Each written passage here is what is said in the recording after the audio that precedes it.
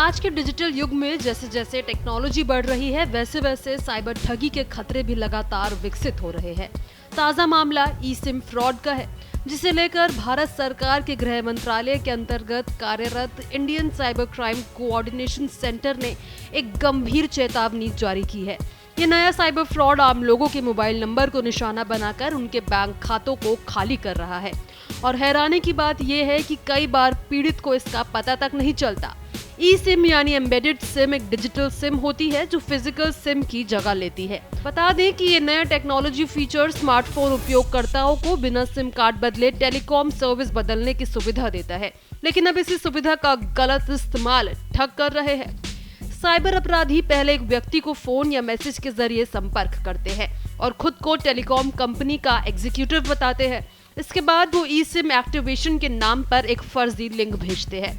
जब व्यक्ति उस लिंक पर क्लिक करता है तो उसके मोबाइल नंबर को ठगों के कब्जे में ट्रांसफर कर लिया जाता है। अब ये फ्रॉड कैसा होता है ये आपको पूरा ठीक तरीके से बताते हैं।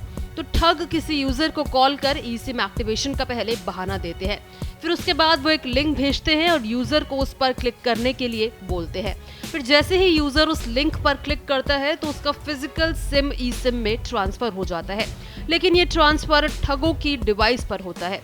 इसके बाद पीड़ित के फोन से नेटवर्क गायब हो जाते हैं, उनके पास ना कॉल आती है और ना ही कोई मैसेज। अब ठग उस नंबर का इस्तेमाल करके पीड़ित के बैंक अकाउंट से ट्रांजैक्शन करते हैं।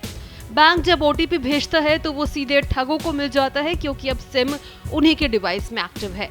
इसी तरह की एक घटना में एक व्यक्ति के खाते से करीब 4 लाख रुपए निकल गए और उसे इसकी जानकारी बहुत देर से मिली, क्योंकि उसके फोन पर ना तो ओटीपी आया और ना ही बैंक का कोई अलर्ट।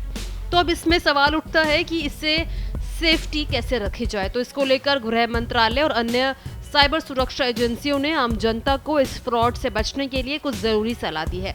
उनका कहना है कि किसी भी अनजान कॉल या मैसेज पर भरोसा ना करें, खासकर उसमें अगर कोई लिंक है तो। फिर ई सिम से जुड़ी किसी भी प्रक्रिया के लिए अपने मोबाइल सर्विस प्रोवाइडर के अधिकृत स्टोर पर ही जाएं। अगर अचानक आपके फोन के नेटवर्क बंद हो जाएं और बिना किसी कारण के कॉल्स या मैसेज बंद हो जाएं, तो अलर्ट हो जाने की जरूरत है। ऐसी स्थिति में तुरंत अपनी टेलीकॉम कंपनी और बैंक को सूचित करें, ताकि अकाउंट को ब्लॉक किया जा सके और आगे की ट्रांजैक्शन रोकी जा सके। हाल ही में डिपार्टमेंट ऑफ टेलीकम्युनिकेशंस के अंतर्गत आने वाले फाइनेंशियल फ्रॉड रिस्क इंडिकेटर ने ऐसे 3 से 4 लाख सिम कार्ड बंद किए हैं जो साइबर ठगी में इस्तेमाल किए जा रहे थे। ये कार्रवाई इस तरह के फ्रॉड को रोकने के लिए की गई है। ई सिम टेक्निक फ्यूचर के लिए एक बड़ा कदम है, लेकिन इसके साथ आने वाली मुश्किलों को समझना भी जरूरी है। हर मोबाइल यूजर को सतर्क रहना जरूरी है और कोई भी प्रक्रिया पूरी तरह जांच परख कर ही करनी चाहिए। याद रखने वाली बात यह है कि एक छोटी सी लापरवाही आपके बैंक खाते को खाली कर सकती है। तो इस वीडियो को सभी लोगों के साथ जरूर शेयर करें। इसको लेकर आपकी क्या राय है, कमेंट बॉक्स में जरूर शेयर करें।